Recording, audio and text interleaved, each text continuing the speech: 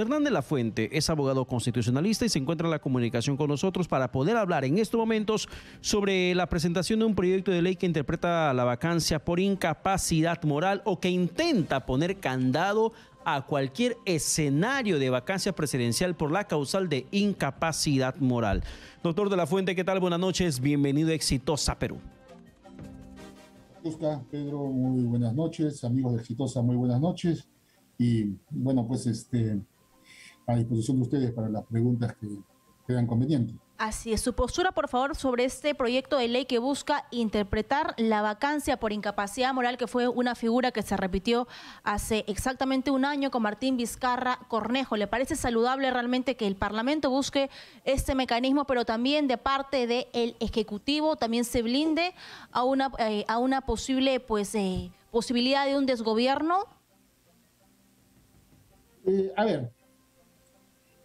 Tenemos que partir en el sentido de que cada parlamentario, cada grupo parlamentario tiene pues el derecho expedito para presentar proyectos de ley. También obviamente para, en este caso, presentar proyectos de modificación constitucional, ¿no? Entonces ese es un primer punto y eso nos demuestra que la Constitución a nivel pues del Parlamento de la República puede ser perfectamente reformada. Yo creo que este es un proyecto de ley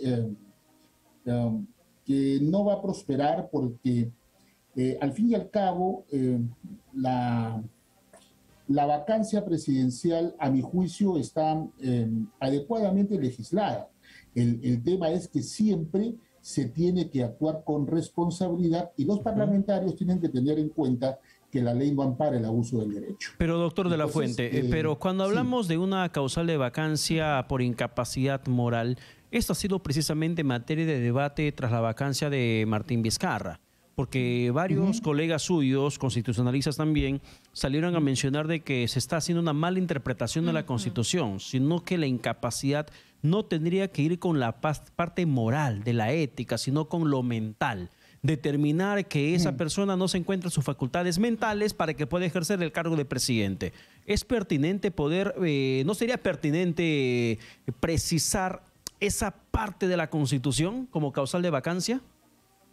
No, lo que pasa es de que algunos colegas están indicando que la vacancia presidencial se da solamente por una situación de índole mental. En este caso, que, por ejemplo, el presidente de la República adolezca de una enfermedad mental. Un poquito, para graficarlo, y seguramente algunos oyentes recordarán, lo que le pasó al presidente de Ecuador, Bucarán, donde decían, pues, de que no estaba bien de su salud mental, no porque era, pues, algo excéntrico este señor, y por eso determinaron pues que no era capaz de gobernar el país. Muy bien.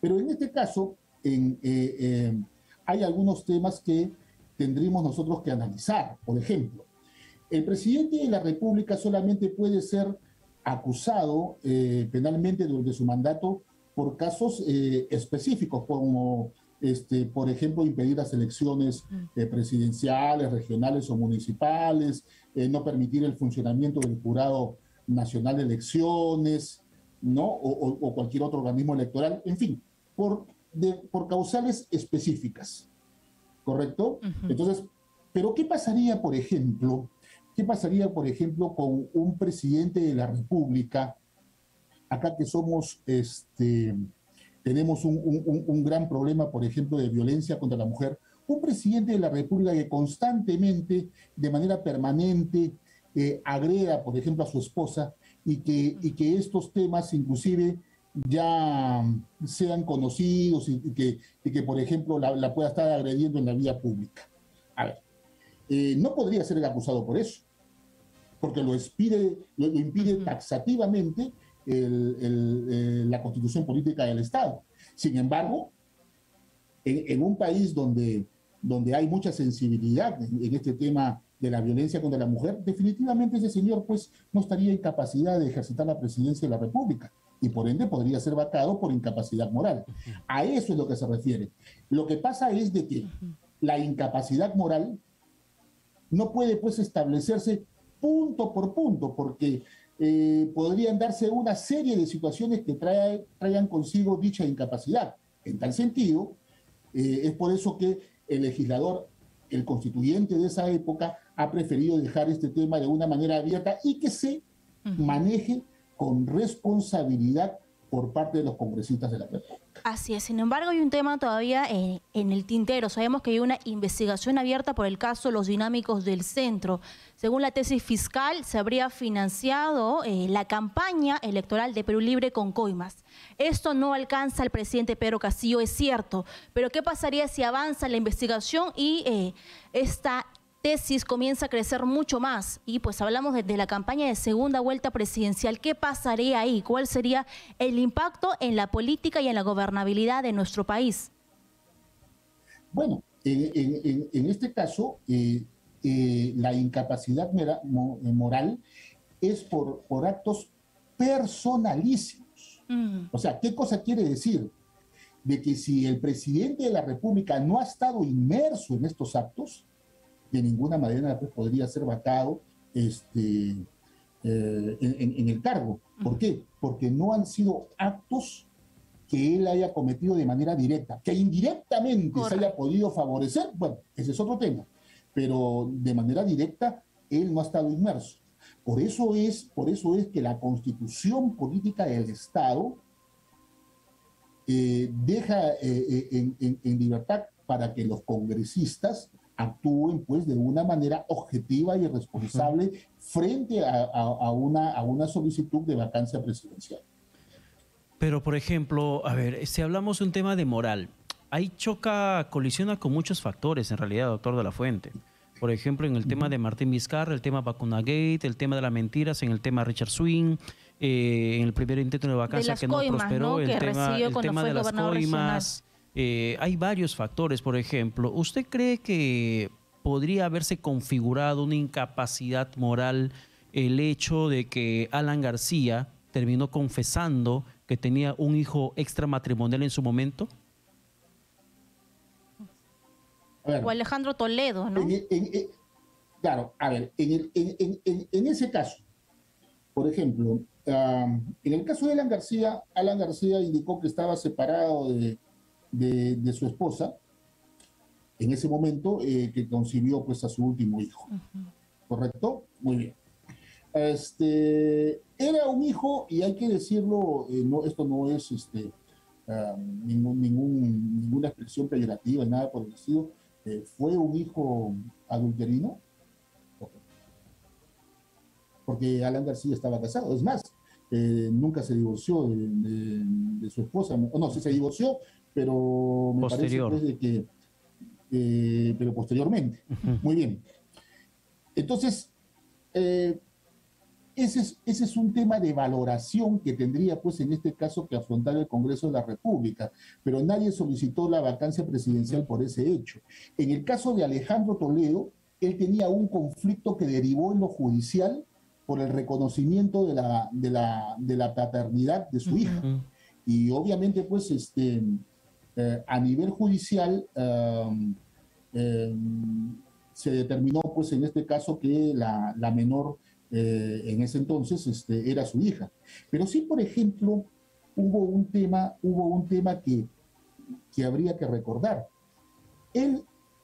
Toledo, si mal no recuerdo, se reunió con un magistrado de la Corte Suprema de la República, el cual, pues, al parecer le dio orientaciones en ese aspecto, y eso sí podría darse pues, con un tema de incapacidad moral, ¿no? Ya, pero doctor de la Fuente, las situaciones son abiertas. Claro, pero cuando hablamos, por ejemplo, un poco para que nos haga una lectura mucho más en el aspecto legal y además de la interpretación de lo que significa moral en un Congreso tantas veces ocupado por personajes corruptos investigados por tema de corrupción. Entre comillas, ¿no? Claro, también que llegan con su propia agenda particular. No es poner al ratón de guardián de la bodega de quesos, me refiero al Congreso de la República, para que determine la capacidad moral de un presidente de la nación, con tanto personaje cuestionado que hay. No se hace de una u otra forma necesaria que se ponga candados y de que esta figura de la vacancia presidencial por incapacidad moral tenga ciertos topes para que se pueda también blindar y proteger la gobernabilidad y la estabilidad política del país?